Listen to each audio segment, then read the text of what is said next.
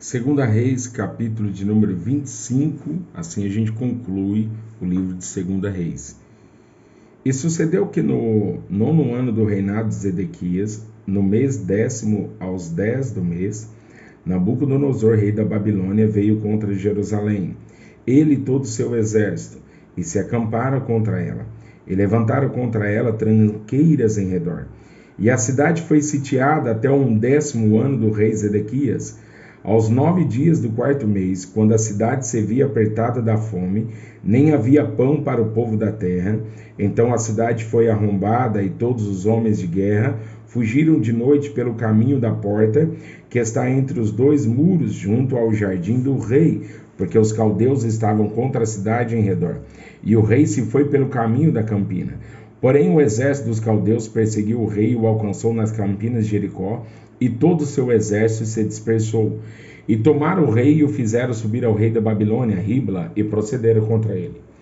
E os filhos de Zedequias, e aos filhos de Zedequias degolaram diante dos seus olhos.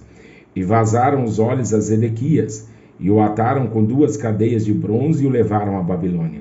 E no 5º mês, no 7º dia do mês, este era o ano 19º de Nabucodonosor, rei da Babilônia, veio Nebuzaradã, capitão da guarda, servo do rei da Babilônia, a Jerusalém, e queimou a casa do Senhor e a casa do rei, como também todas as casas de Jerusalém, todas as casas dos grandes, igualmente queimou.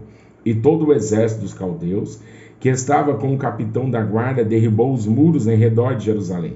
E o mais do povo que deixaram ficar na cidade, e os rebeldes que se renderam ao rei de Babilônia, e o mais da multidão, Nebuzaradã, o capitão da guarda, levou presos.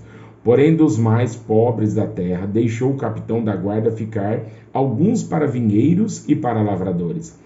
Quebraram mais os caldeus as colunas de cobre que estavam na casa do Senhor, como também as bases e o mar de cobre que estavam na casa do Senhor, e levaram o seu bronze para a Babilônia.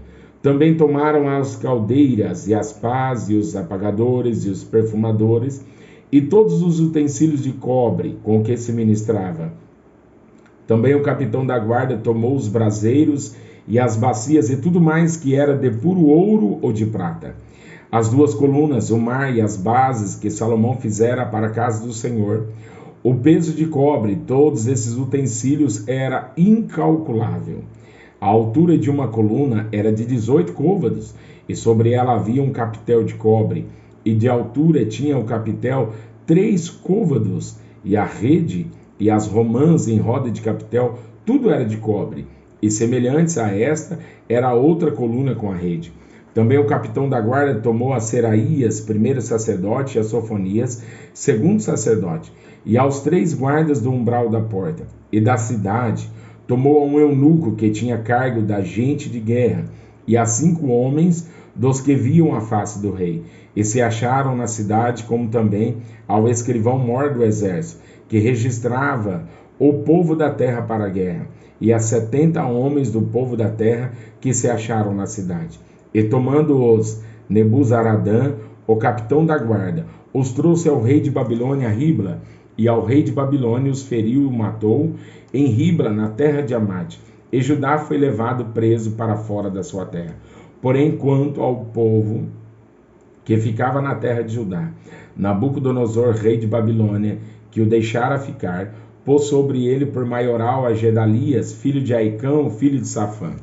Ouvindo, pois, os capitões dos exércitos, eles e os seus homens, que o rei de Babilônia pusera Gedalias por maioral, vieram a Gedalias a Mispa, a saber, Ismael, filho de Netanias, e Joanã, filho de Careá, e Seraías, filho de Tanumete, e Netofatita, e Jezananias, filho de Maacatita, eles e os seus homens.